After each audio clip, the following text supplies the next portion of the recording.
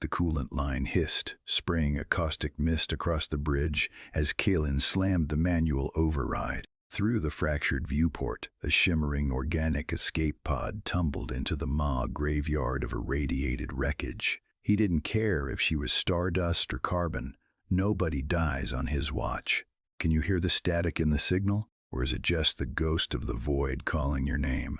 Subscribe to join our crew on the edge of the galaxy as we dive back into the darkness. 12 hours earlier, a puddle of cold coffee had sloshed out of a chipped ceramic mug and onto Kalen's navigation console.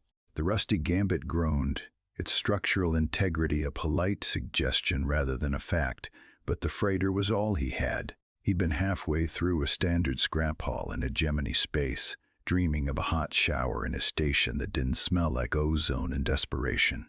When the siren screamed, it wasn't a standard hegemony distress pulse. This was older, more musical, a rhythmic thrum that vibrated in the marrow of his bones.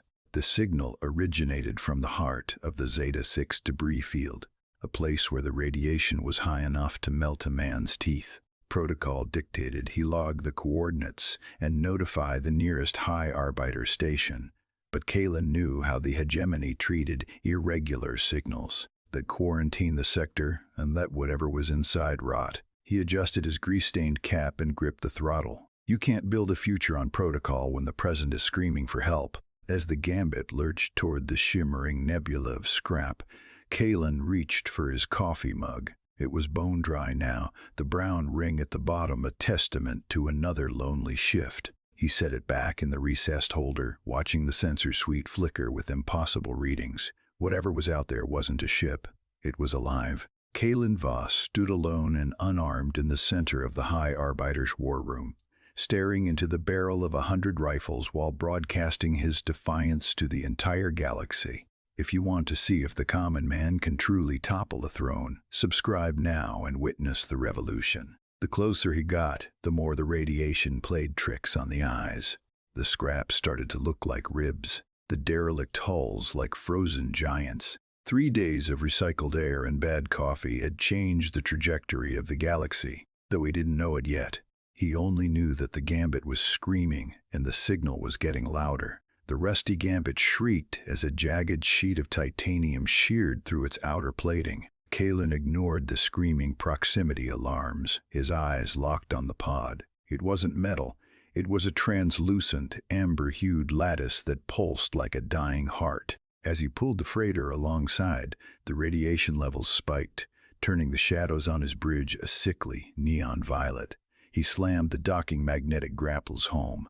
The impact threw him against the console, the taste of copper filling his mouth as his lips split. The hegemony has thousands of warriors, but they've never met a Terra Prime mechanic with a grudge. He didn't have a boarding party or a plasma cutter, just a heavy-duty wrench and a desperate need to see a light that wasn't a warning lamp. The airlock hissed open, and the atmosphere inside the pod was thick with the scent of crushed flowers and ozone. Resting in the center of the lattice was a woman, or something that wore the shape of one.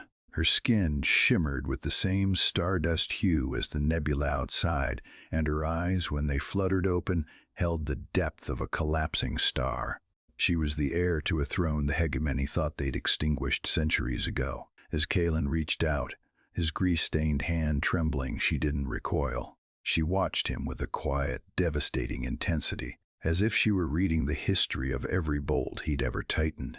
And now in the tribunal hall, under the silence of 300 species, he still hadn't let go of that memory. Kalen stood before the High Arbiters, his boots scuffed and his jacket torn, but his gaze remained level. He had already broadcast the truth. The threat they wanted to incinerate was a survivor, and the scrapper they wanted to execute was her protector. The lead Arbiter's finger hovered over the orbital strike command. Kalen didn't flinch. He simply looked at the woman standing beside him, the Stardust Queen who had learned to breathe recycled air. The rifles stayed leveled at his chest, but the galaxy was watching. The rigid bureaucracy of the hegemony cracked under the weight of a single mechanic's refusal to look away. The command was never sent. Months later, the bridge of the Astravos hummed with a sound Kalen had never heard before. Perfect, silent efficiency. No coolant leaks. No screaming sirens. It was a diplomatic vessel, a gift from a restored lineage, built to bridge the gap between worlds that had only known war. Kalen sat in the pilot's chair, his hands clean for the first time in a decade. On the sleek white console sat his old ceramic mug.